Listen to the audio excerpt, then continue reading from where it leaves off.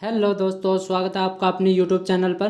तो आज हम लेकर आए हैं भाई क्लास 10th, ठीक है, आरबीएससी का पेपर भाई, सेकेंडरी एग्जामिनेशन 2024 इंग्लिश का पेपर है।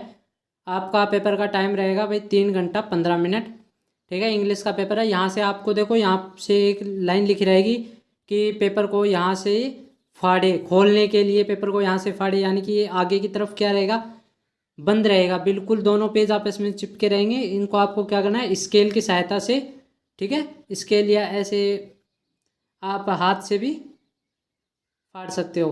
फिर यहाँ पर देखो, आपके रोल नंबर भरने हैं आपको, ठीक है। रोल नंबर भरने के बाद जैसे आपके क्वेश्चन नंबर कितने हैं, चलिए हम क्वेश्चन स्टार्ट करते हैं। तो ज़्यादा टाइम वेस्ट नहीं करते हुए सबसे पहले मैं आपको बता दूं, जिसने अभी तक हमारे चैनल को सब्सक्राइब नहीं किया वो हमारे चैनल को सब्सक्राइब कर लीजिए, क्योंकि हम बहुत ही बेस्ट कंटेंट आपके लिए लेकर आते हैं। और हाँ, बिल्कुल इसी टाइप का आपका पेपर रहेगा, इसी तरह का आपका पेपर रहेगा इंग्लिश का। तो घबराने की आपको ज़रूरत नहीं है, ठीक है। चलिए देखते हैं पेपर को। तो चलिए स्टार्ट करते हैं। सबसे पहले प्रश्नों को देखो।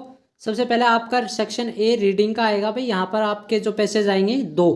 पहले मैं आपको पूरा पेपर दिखा देता हूँ, ठीक है। क्या दिखा देता हूँ? पूरा पेपर, ठीक है। उसी तरह आपका, इसी तरह का आपका पेपर आएगा, ठीक है। घबराने की आपको ज़रूरत नहीं है।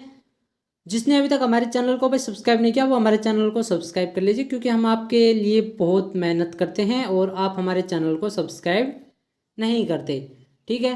तो आने वाले समय में जैसे आप 11th क्लास में होगे, ठीक है, 12th क्लास में भी होगे, आप कॉलेज में भी जाओगे, कॉलेज में क्या होता है, कैसे फार्म भरते हैं, ठीक है ना, ये सभी हम इस वीडियो के माध्यम से। और हाँ, जैसे आपकी 10th पास हो जाओगे तो 10th पास के पास आपके क्या भर्ती निकलती है, यानी कि 10th पास भर्ती, कोई भी कंपटीशन, ठीक है।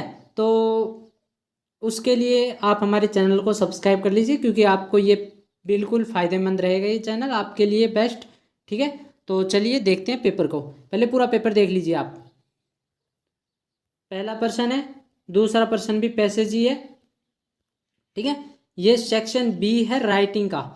यहाँ पर आपको देखो भाई, नंबर यहाँ पर आगे दिए हुए रहेंगे आपको पेपर में, ठीक है। 5 नंबर का ये है, 4 नंबर का ये है, ठीक है ना, इस तरह से। तीसरा प्रश्न, चौथा प्रश्न और पांचवा प्रश्न। पांचवा प्रश्न में या तो आपको एक चित्र के आधार पर लिखना है 80 वर्ड्स, या the annual function of my school पर 80 वर्ड्स लिखने हैं, ठीक है। Next section C grammar.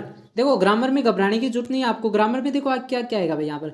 सबसे पहले तो आपकी ये जो करेक्ट वर्ब है, फॉर्म्स है, ये भरने हैं। फिर डायरेक्ट इनडायरेक्ट स्पीच होते हैं, ये भरने हैं, ठीक है। उसके बाद में यहाँ पर देखो सब्जेक्ट भरने हैं, ठीक है, कि भाई सब्जेक्ट के आधार पर बताना कि ये विन आएगा या विंस आएगा, ठीक है। फिर यहाँ पर देखो पैसिव वॉइस और एक्टिव वॉइस।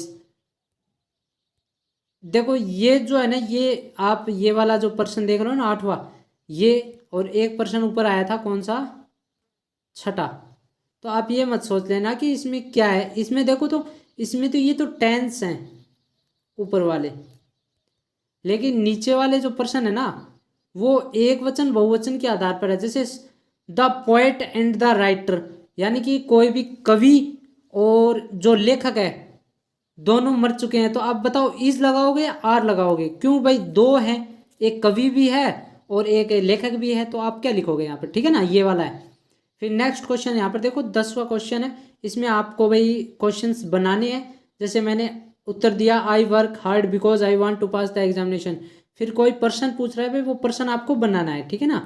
नेक्स्ट पर्सन यहाँ पर देखो भाई, सेक्शन डी आपकी किताब में से है ये, ध्यान रखना।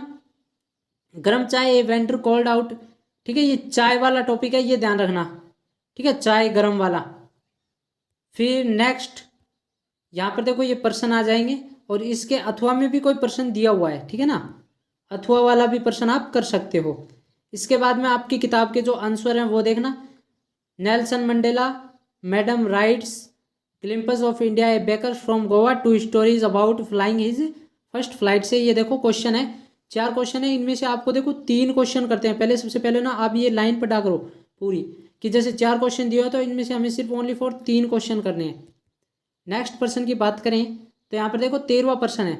इसमें आपको one of the following question, ठीक है ना, अथवा में दिया हुआ है, आपको इसमें से कोई भी एक करना है, ठीक है। जैसे देखो ये पहले वाला अथवा में है, पहला वाला है ये, और अथवा में दिया हुआ है यहाँ पर आपको जो प्रश्न दिया हुआ है वो दिया हुआ है, ये रहा, ठीक है।